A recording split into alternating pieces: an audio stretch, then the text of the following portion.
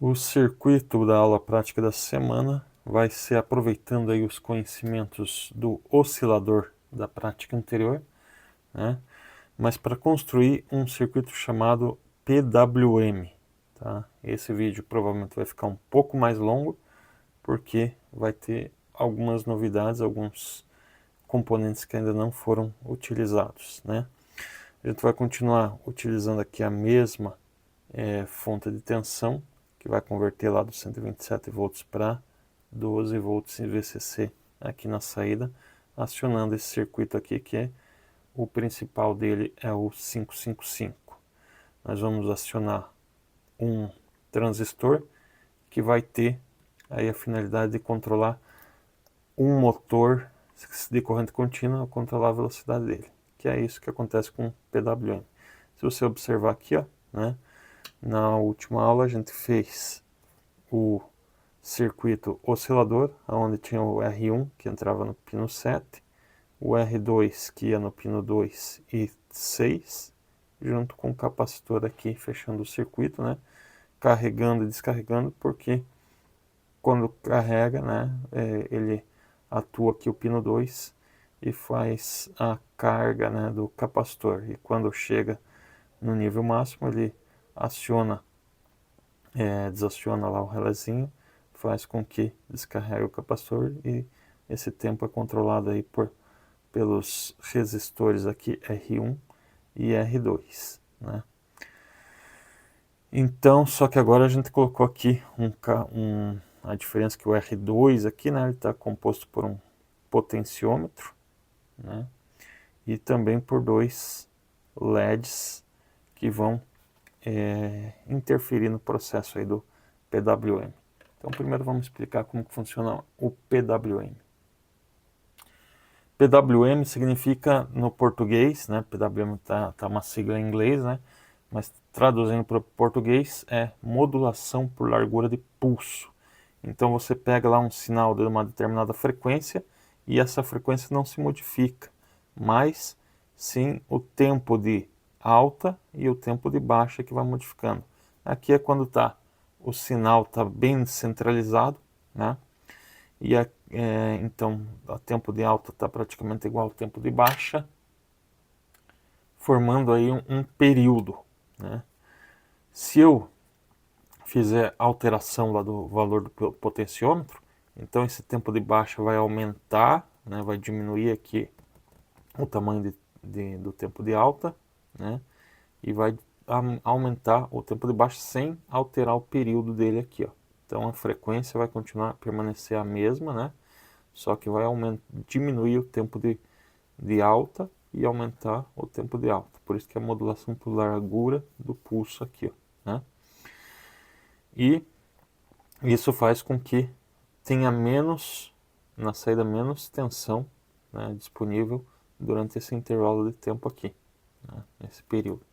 Agora, se eu fizer o contrário, né, eu vou alargar esse pulso aqui positivo, ele vai chegar bem próximo aqui, sendo que o pulso negativo vai ser praticamente zero. Então eu vou estar deixando passar praticamente toda a tensão na saída aqui sem regular. Então vai estar na máxima tensão. Isso aí a gente consegue controlar então a potência de um circuito eletrônico aí, né, de um motor ou de um LED. A gente vai colocar no formato, primeiro um LED, né, para acender, para ver o brilho dele sendo desligado e ligado, né, até o valor máximo. Depois a gente vai colocar o motorzinho para testar também, né.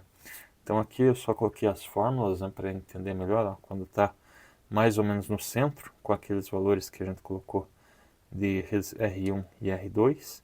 Então, para estar centralizado, o potenciômetro estaria mais ou menos em 48,89 kΩ. Então, soma esses dois, multiplica lá pelo capacitor, que é de 470 nanofarad, vezes o logaritmo na pilhão de 2, vai dar os 16 milissegundos. E daí o R2 vezes o 470 vezes 10 a menos 9, vezes o logaritmo de 2, vai dar 16 aproximadamente, né? Não vai ser exato aqui, lembrando que esse aqui vai dar um valor um pouquinho acima de 16 milissegundos, e aqui um pouquinho abaixo de 16 milissegundos, tá? Agora, se eu colocar o capacitor em zero, aliás, o capacitor não, o potenciômetro, né, resistor variável em zero, então vai sobrar só o valor de R1 quando o tempo em alta, tá? Então vou multiplicar esse 220 vezes 470 vezes 10 a menos 9, vezes logaritmo neperiano de 2, e o tempo de alta vai ser só 71,67 microsegundos lá, tá? Então, só um rabisquinho para cima e já desce. Enquanto o tempo de baixo, que é o R2, que vai estar no potenciômetro, o valor total do potenciômetro, né, vai dar praticamente aí todo o período, que é 32,57 milissegundos. Agora, se eu girar totalmente para o outro lado, então agora o 100K vai estar junto aqui com o 220. Faço a conta de novo, vai estar o tempo de alta 32,6 milissegundos. Já o tempo de baixa, que vai estar zero, né? Então o capacitor descarregando praticamente aí instantaneamente. Obviamente que existem umas perdas e ele vai ainda ter um pulso lá de zero, uma faísquinha ali, né, indo para zero, mas praticamente vai ser um sinal contínuo que vai estar sendo entregue aí para carga, né. Vale reforçar aí de como que funciona o potenciômetro, né, um dos elementos aqui que a gente vai utilizar. Nesse caso vai ser esse cara aqui, ó, de 100 kΩ, né. Então o potenciômetro entre os dois terminais aqui, ele tem 100 kΩ. E esse terminal do meio, quando ele é girado totalmente para um lado, ele vai proporcionar entre esses dois terminais 0 ohms, né? E entre esses dois terminais aqui, o valor máximo, né, que vai ser a resistência máxima aqui, 100 kΩ. Agora, se eu girar totalmente para o outro lado, eu vou inverter a situação, né? Então, entre esse ponto aqui que vai estar virado para cá e esse ponto vai ter o 100K, e entre esse ponto que vai estar aqui e esse aqui vai ter praticamente 0 ohms de resistência, né? Então é esse a finalidade aí do potenciômetro de 100K que a gente vai utilizar no circuito de acionamento aí do 555, funcionando agora como PWM. Para não ficar mais longo ainda, eu já montei o circuito aqui, né, do PWM. Vou só mostrar onde que estão os elementos, né? Então aqui o resistor R1, que está aqui, que é 220 ohms, está indo do positivo para o pino 7, né? Depois os dois, o potenciômetro aqui, né? Então do pino 7 está vindo para o pino do meio do potenciômetro, e nas duas pontas aqui tem os dois diodos ligados, né? Estão ligando nas duas extremidades aqui do potenciômetro, e o outro lado estão indo lá no pino 6, que está jampeado aqui com o pino 2, né? Daí o pino 5 foi colocado aqui um capacitorzinho de acoplamento, só para ele não interferir, não dar interferências para o circuito interno. O pino 1, que é o GND, alimentação. Pino 8, que é alimentação de positivo. O pino 4, que é o reset, e a gente não vai utilizar, então para ele não atuar a gente coloca em VCC, pino 4, né, tá aqui, ó, tá? E a saída, que por enquanto eu coloquei um resistor de 1K para acender esse LED aí. Você observa que o LED está acendendo bem fraquinho, né, porque está totalmente girado para lá, tá?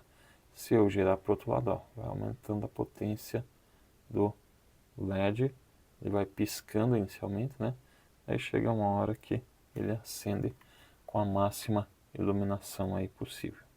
Vou dar uma demonstrada no osciloscópio, só para ver como que fica esse sinal PWM aí mostrado ali no osciloscópio. Então aqui no osciloscópio está na máxima, né, o sinal com a máxima potência na saída. Então você pode ver que está praticamente que só um risquinho indo para baixo, né? Tá quase tudo em VCC aí o sinal. Então eu vou girar o potenciômetro lá, você vai vendo que vai aumentando, ó, o valor do tempo embaixo, né?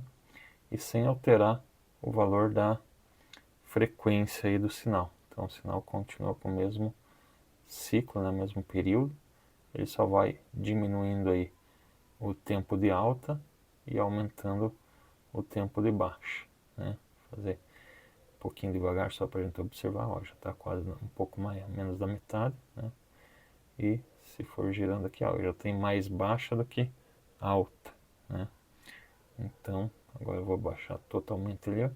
Você vai observar que agora só vai ficar um risquinho para cima, né? Significando que todo o tempo de baixa aí tá praticamente desligado aí o LEDzinho lá que a gente colocou, tá? Só para demonstrar como que tá no osciloscópio o sinal. Para acionar o motorzinho, eu vou utilizar o transistor TIP 31, tá? Então, esse TIP 31 a gente pode olhar no datasheet, sempre é importante verificar, né? Ele opera aí com até 8 amperes, por isso que é interessante usar ele, tá? E o nosso motorzinho ali é 250 mA, tá? Tem alguns outros transistores que a gente pode usar também, mas a princípio a gente vai usar aqui o TIP 32, que é um transistor NPN, né? Só lembrando que ele é diferente dos outros, ó, o coletor está no pino 2, então o pino do meio aqui, ó, né? O pino do meio é o coletor, o pino 1 é a base, então esse primeiro aqui, ó, vai ser a base, e o emissor está no pino 3 aqui, ó, tá? Então é um pouquinho diferente dos outros lá na pinagem também, tá? Ele tem um formato nesse encapsulamento aqui que até parece lá o regulador de tensão, né? Mas ele é um transistor mesmo, tá? Então o pino 1 é a base, eu vou colocar a base aqui no resistor que está saindo do lado do 555, né? O pino 3. Daí vou colocar o emissor indo para o GND, né? E no coletor eu vou colocar o motor. O motor eu vou dar um pause aqui para instalar ele, para não demorar muito também o vídeo aqui por causa disso. Então tá aqui instalado o motorzinho. Foi colocado lá em linha paralela aqui o diodo de roda livre por causa da bobina, né, para desmagnetizar. E aqui ele está na mínima velocidade, então ele está parado aqui, ó, né? Então eu vou começar a girar o potenciômetro, você vai ver que ele vai começar a girar bem devagar, né? E se eu for aumentando aí a velocidade, aumentando aí o valor, ele vai aumentando a velocidade dele devagarinho. Colocando totalmente para o outro lado, né? Ele vai na velocidade máxima aqui do motor, tá? Então, esse aqui é o circuito PWM, mas a nossa intenção é fazer ele girar nos dois sentidos.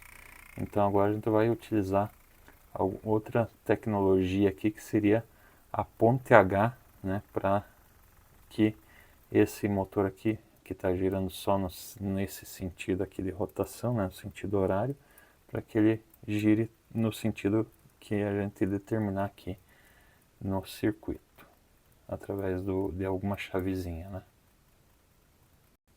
Então qual que é o princípio da ponte H? Você faz a alimentação aqui de 12 volts, que é o positivo, né? E aqui embaixo coloca o negativo da fonte. E você tem 4 chaves, sendo que o motor é ligado no meio aqui, ó, tá? Se as 4 chaves estão desativadas, né? Então o motor está desligado, não passa corrente. Agora, para eu ligar esse motor, eu tenho que ligar 2 chaves ali, né? Obviamente que se eu ligar a chave 1 e a chave 2, eu vou dar um curto-circuito aqui, ó. Portanto, é proibido ligar a chave 1 junto com a chave 2. Assim como é proibido ligar a chave 3 junto com a chave 4, tá? Então tem que adotar estratégias para que isso não ocorra.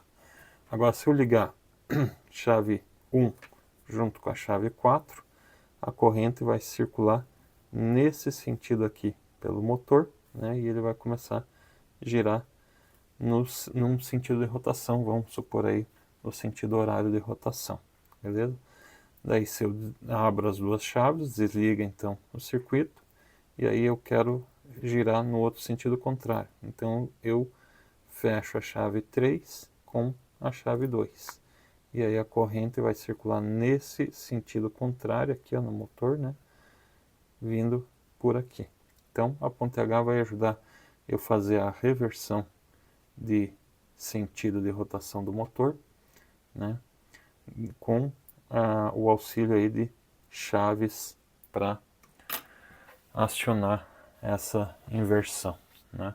A gente vai utilizar, obviamente, os transistores. Então vou utilizar aqui 2 transistores que inicialmente eu programei para fazer com o TIP 32.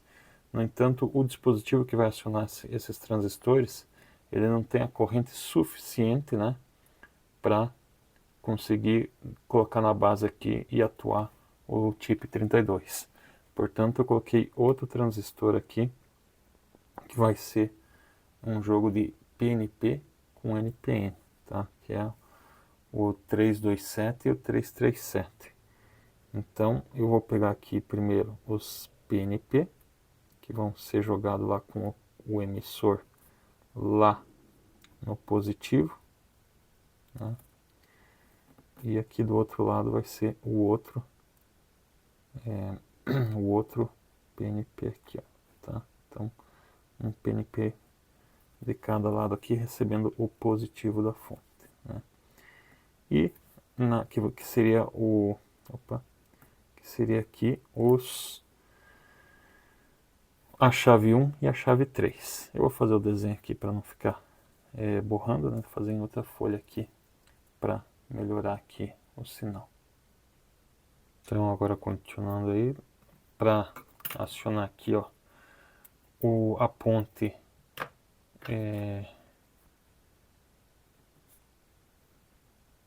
e ligar o motor, né? Você vai ter aqui a ponte H, né, no seguinte formato. Tem que ligar, acionar Q1 com Q2, daí você vai dizer, mas não era para manter um ligado e outro desligado, mas se eu acionar esse aqui, jogar 12 volts aqui, né, vamos supor 12 volts e aqui jogar 12 volts, esse cara aqui vai estar diretamente polarizado funcionando. Aqui para funcionar tem que estar 0 volts, né? Então, se eu ligar esses dois aqui, ó, mandar 12 volts nos dois, então, obviamente tem que colocar um resistor em cada um, né? Alimentação aqui, e daí mandar um sinal para esses dois. Então esse aqui vai estar desativado e esse ativado. A mesma coisa aqui, colocar um resistor aqui, né? E ativar, se eu ativar os dois, então esse aqui vai estar desativado e esse ativado, né? Então, para que o circuito seja acionado, então eu tenho que jogar o 0 volts aqui, que vai ativar esse, e jogar o 12 volts aqui, né? Daí esse vai estar desativado, esse aqui vai estar ativado. Como eu joguei 12 volts aqui, 0 volts aqui, então esse aqui vai estar ativado, né? E esse desativado. E a corrente vai circular nesse sentido aqui, então, para ligar o motor. Se eu quiser inverter a rotação do motor, eu tenho que jogar 0 volts desse lado e 12 volts desse lado. Com isso, esse transistor aqui vai ficar desatuado e vai atuar esse transistor de baixo. Aqui vai como está jogando 0, esse aqui vai estar atuado, né? E esse aqui vai desatuar. Então a corrente vai circular no sentido contrário no motor, tá? Então vou montar esse circuito aqui ali no protoboard. Então o circuito ficou assim, né, com o TIP 31 que está recebendo o sinal de 555, que é o sinal modulado, né? Ele que vai ser o positivo aqui da ponta H. Então quando eu estiver passando o sinal, ele vai jogar o 12 volts. A ponta H está aqui com os 4 transistores. Teve que ser trocado para de TIP 31 para BC327 por causa do dispositivo que vai acionar aqui os transistores que a gente vai ver daqui a pouco. Então tá feito aqui. E o BC327 e 337 foram escolhidos justamente porque eles têm a capacidade aí de corrente, né? Aqui, ó, tem o BC. Opa, esse aqui é o chip. O BC 337 aqui, né? Então ele tem pino 1 aqui emissor, pino 2 a base, pino 3 o coletor, né? E ele é um NPN, esse é o 337.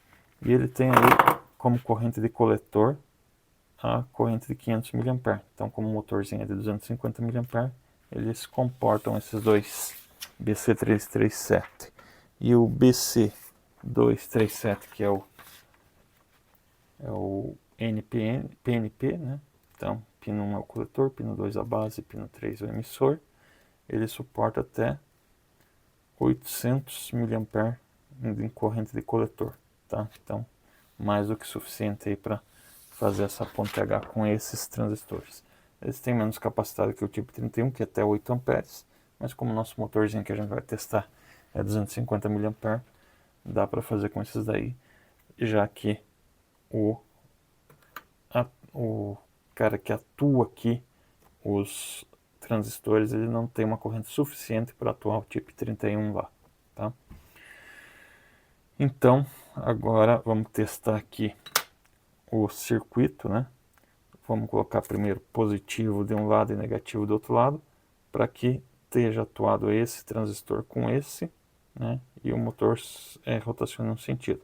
Depois vamos colocar positivo desse lado e negativo desse lado, para ver esse e esse transistor atuado e fazer o motor girar no sentido contrário.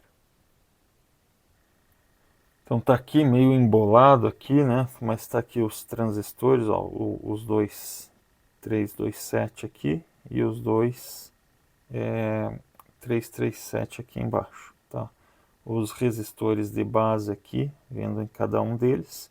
Daí juntou os dois transistores aqui, NPN, PNP de um lado, PNP e NPN do outro lado, tá? Daí, esses dois aqui são o que estão indo nas bases, ó, no transistor aí de base, e eu coloquei aqui, ó, 0 em um e VCC em outro. Então significa que o motorzinho vai estar girando em outro sentido. Deixei na rotação mínima, né? Eu vou começar a girar aqui, ó. Ele está no sentido horário, o giro do motor. Obviamente que se for aumentando aqui, ele vai aumentando a velocidade até um valor máximo aqui, controlado pelo aquele TIP 31 lá, tá? Vamos deixar ele zerado. E agora eu vou mudar, né, inverter aqui vou colocar esse jogo de transistor em 0 e esse outro jogo de transistor aqui em 12 volts. Então, se estava no sentido horário, agora tem que rodar no sentido anti-horário. No sentido anti-horário agora está girando o motor, tá? Então, com a ponte HI você consegue fazer a inversão do sentido de rotação. Para a gente fazer automaticamente, vamos usar o próximo recurso aí, com o próximo dispositivo.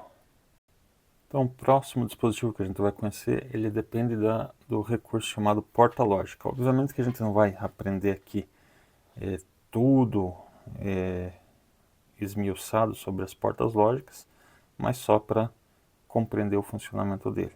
Então, existem vários tipos de porta lógica lá. Primeiro que existe a porta lógica E, também conhecida como AND, tá? Que funciona da seguinte forma. Ele tem duas entradas aqui e uma saída. Então, somente se A e B forem igual a 12 volts, eu vou ter 12 volts na saída. Qualquer outra combinação vai ser 0 volts na saída, tá? Então, se eu colocar 0 volts na entrada A e 0 volts na entrada B, vou ter 0 volts na saída. 0 volts na entrada A e 12 volts na entrada B, vou ter 0 volts na saída. 12 volts na entrada A e 0 volts na entrada B, vou ter 0 volts na saída.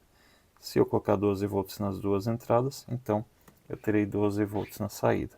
Então essa que é a lógica aí. Somente se A e B tiverem 12 volts, terei 12 volts na saída. Já a porta lógica ou também conhecida como OR, ela seria, se eu tiver a variável, a entrada A igual a 12 volts, ou B igual a 12 volts, aí sai 12 volts na saída. Então, lá, 0 volts nas duas entradas, sai 0 volts. Se tiver 12 volts na entrada B, ou se tiver 12 volts na entrada A, vai ter 12 volts na saída. Assim como se tiver nas duas, também tem 12 volts. Tem a inversora, que é a também chamada de não ou not, que se eu tiver 12 volts na entrada A, vai inverter e vai ficar 0 volts na saída. Então, ó, se eu jogo 0 volts no A, 12 volts na saída. Se eu jogo 12 volts no A, inverte e fica 0 volts na saída. E existem um conjunto das duas aqui, ó, por exemplo, da inversora com a E. Né? Então eu faço aqui, se as duas fossem iguais, 12 volts, eu teria 12 volts. Então o contrário dela teria ser esses três igual a 12 volts, nessas três condições, e esse aqui igual a zero. Tá? Então ele inverte o resultado da saída ali. Né? Então por isso que tem essa bolinha aqui. Ele faz toda essa equação aqui, só que inverte os resultados na saída. A mesma coisa com a NOR, né? Ou no, não ou NOR, tá? Ela é o contrário da OU. Se a OU somente quando tiver a combinação de 0 volts nas duas, aqui vai estar 0 e as outras vão estar 12 volts. A NOR somente quando as duas forem iguais a 0 volts, aqui vai ter 12 volts na saída, o resto vai ser tudo igual a zero, tá? E justamente a porta lógica que a gente vai utilizar é essa daqui, ó, a NAND, ou não E. Com essa porta lógica NAND aí, existe uma coisa chamada universalidade, né? Universalidade das portas NAND, que eu posso criar qualquer uma daquelas outras portas lógicas através de uma combinação de porta NAND. Por exemplo, se eu jumpear aqui os dois pinos de entrada, a entrada A e a entrada B, eu só vou ter uma entrada. E daí, esse vezes esse e esse, estando com o mesmo valor, se eles dois forem zero, aqui sai 1, né? Invertido sai 1. Se os dois são 1, aqui invertido sai 0, ou seja, igual à inversora. Posso transformar também numa lógica OU, né? Então, se eu tiver 0, 0 aqui, inverto, fica 1 e 1. 1 e 1 é 1, invertido, 0, né? Se eu tiver 0 e 1 aqui, aqui vai ficar 1 e 0. 1 e 0 é 0, invertido, 1. Olha lá, igual a porta OU, né? Mesma coisa, 1 e 0 aqui, vai ficar 0 lá em cima, 1 aqui embaixo, 0 e 1 é 0, invertido, 1. Então, ele faz, e se eu tiver as duas iguais a 1, a mesma coisa, vai ficar 0 aqui, 0 aqui, 0 e 0 é 0, invertido, 1. Então, tem a porta U aqui. E esse aqui é meio óbvio, porque se a NAND, eu tenho uma inversora na saída, ele vai sair os resultados da I aqui, tá? Então, com uma porta NAND eu posso fazer qualquer uma das outras portas lógicas através de um jogo de portas NANDs aí. Existem duas famílias de circuito integrado aí que existem essas portas lógicas, tá? Então, tem a TTL, que é transistor logic, tá? Usa só transistores, e tem a CMOS, que é com um tipo de transistor chamado CMOS mesmo, tá? A TTL sempre vai começar com o 7 e 4, então você sabe que é TTL porque o código dele vai começar com 7 e 4, e os outros números aqui vão dizer qual lógica que é. Por exemplo, aqui eu coloquei 4 portas lógicas E de duas entradas, então significa que esse aqui é o 7408. 08 é esse tipo de porta lógica. Aqui eu tenho um CMOS que sempre vai começar com 40. E os outros números vão representar qual porta lógica que é. 4011, por exemplo, seria os 4 portas lógicas de duas entradas NAND, tá? Tem que tomar muito cuidado com esse circuito integrado, porque se você ligar invertido a alimentação, que está no pino 7 e o pino 14 aqui deles, tá? Ele vai queimar, tá? Então não pode inverter. Pino 7 é alimentação é GND, pino 14 é o VCC.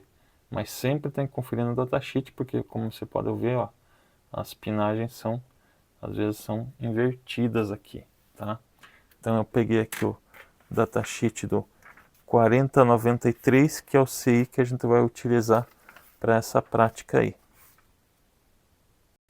Antes do datasheet, uma das vantagens, duas vantagens, né, do CMOS em relação ao TTL, que o CMOS ele economiza mais energia, porque ele funciona com níveis de tensão, enquanto aqui níveis de corrente, tá? E a outra vantagem do CMOS em relação ao TTL é que o TTL só funciona com 5 volts. Se você aplicar 12 volts nele, vai queimar. Já o CMOS, você pode colocar tensões entre 3,3 volts até 16 volts que ele aceita. Então, no nosso caso, que a gente vai usar 12 volts, vamos usar o CMOS aqui. Datasheet do circuito integrado que a gente vai usar, que é o 4093. Então, começa com 40, né? E o 93 refere-se ao tipo de porta lógica e de quantidade de entradas que ele tem. E aqui ele tem uma descrição de funcionamento aqui, ó, né? Tudo em inglês, mas se você traduzir, ele vai estar explicando o que é o 4093, ó. 4093 consiste de 4 Schmitt-Trigger circuitos de Schmitt-Trigger, né? Esses circuitos funcionam como dois inputs, né, de porta NAND, portas NAND de duas entradas, que também tem ação de entradas com Schmitt-Trigger, tá? Esse Schmitt-Trigger aí, ele é uma espécie de atraso em relação ao sinal, né? Vou explicar daqui a pouquinho ele, tá? Mas então só, continuando dando uma lida aqui, você vai ter todas as informações dele, tá? Também é importante saber aqui, ó, os níveis de tensão, por exemplo, quanto que ele suporta de corrente, né? E aqui a gente consegue ver que a corrente máxima de saída, por exemplo, é de 100 mA. Então por isso que a gente não vai conseguir atuar lá o TIP 31 com ele, tá? E ele considera nível lógico 1 só depois que a tensão está acima de 9,4 volts. Então significa o seguinte, que tem um nível de tensão aqui que ele vai subindo. Se ele for subindo devagar, que é o capacitor vai subindo lá, né? Se eu aplicar os 12 volts, só quando ele chegar a 9,4 volts ele vai reconhecer como nível lógico alto, que é jogar 12 volts na saída, tá? Daí quando ele baixar aqui, se eu baixar essa tensão de 9,4, ele não vai comutar para zero imediatamente, ele vai ficar esperando até chegar no valor mínimo aqui, ó. Quando ele ultrapassar esse valor mínimo, aí ele vai jogar zero na saída lá, tá? Então essa é uma característica que eu posso utilizar o 4093, por exemplo, para fazer um oscilador no lugar do 555, ou um temporizador também, tá? Então ele tem essa aplicação também, por isso que ele tem esse desenho aqui, ó, que significa atraso, né? O esterese ali. Mas o que a gente precisa saber, principalmente, é a pinagem dele, né? Então tá aqui, ó. No circuito a gente vai usar dois deles, então a entrada A e a entrada B, que são as entradas 1 e 2, e a saída 3. Aqui é invertido, ó. O 5 e 6 são entradas e o 4 a saída. Vamos ver lá o que a gente vai fazer com esse aí, então. Então eu vou usar essa chavezinha que tem 3 pinos aqui, ó, né? Que vai estar representado aqui. Vou colocar um lado no VCC, que é o 12 volts, outro no GND, que é o negativo, né? Para ele jogar sinais 0 e 1 aqui, 0 volts ou 1 ou 12 volts nessa entrada aqui, né? Então, veja só, e esse aqui vai ser, o do meio vai ser o que vai mandar sinal. Então, se a alavanca estiver para cima, vai jogar 12 volts para cá, se estiver para baixo, vai jogar 0 volts para cá. E olha só a situação que eu vou criar. Coloquei a porta NAND aqui como uma inversora, então significa que eu colocar 0 aqui, ó, ele vai inverter e vai ficar 1. Então, eu vou atuar esses dois, ou seja, 12 volts aqui na saída. Então, eu vou atuar esses dois transistores quando tiver a alavanquinha para baixo e o motor vai girar então em um sentido de rotação. Quando eu inverter e colocar 12 volts, aqui vai ficar 0. Ah, lembrando, quando aqui estava 12, aqui inverteu de novo, vai ficar 0. Então esses dois aqui vão estar esse aqui, né, vai estar atuado e esse desatuado, porque 0 faz atuar esse cara aqui, né, que vai jogar para cá, e aqui está com 12, então esse aqui vai estar desatuado e vai atuar esse, né, vai vir nesse sentido aqui, ó, tá? Daí se eu então jogar para 12, aqui vai ficar 0, então ele vai atuar esse transistor aqui e desatuar esse. E aqui do 0 invertido fica 12, então significa que ele vai desatuar esse aqui e vai atuar esse. E aí o motor vai funcionar no sentido contrário. Então eu vou ter o controle de velocidade do motor através do PWM, né? E através que vai estar controlando através do chip 31 aqui, ó, né? A corrente no chip 31, e através da ponte H que está sendo acionada aqui por um 4093, eu vou decidir o sentido do motor. Vamos montar lá então para ver como que fica aqui. Então, coisas importantes na montagem desse aqui, ó, né? O chanfro dele está para esse lado, então significa que esse aqui é o pino 1. Então o pino 7 eu já vou alimentar aqui e colocar ele no negativo, e o pino 14 eu vou colocar no positivo, tá? Para não esquecer a alimentação dele. Então agora que está alimentado aqui, ó, com 12 volts no pino 14 e 0 volts aqui no pino 7. Não posso inverter esses aqui, colocar positivo no pino 7 e negativo no pino 14, que isso vai queimar o CI, tem que tomar bastante cuidado. A chave então, o pino do meio aqui, é o terminal do meio, eu vou colocar na entrada do pino 1, né, que é ele que vai fazer a decisão do sinal, se é positivo que vai para o pino 1 ou se é negativo, né?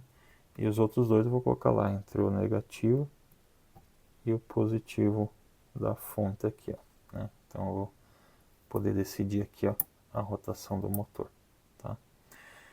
Agora vou colocar o jampeamento ali, ó, entre o pino 1 e o pino 2 para seguir o desenho aqui do que a gente fez no circuito, né? Pino 1, pino 2 jampeado.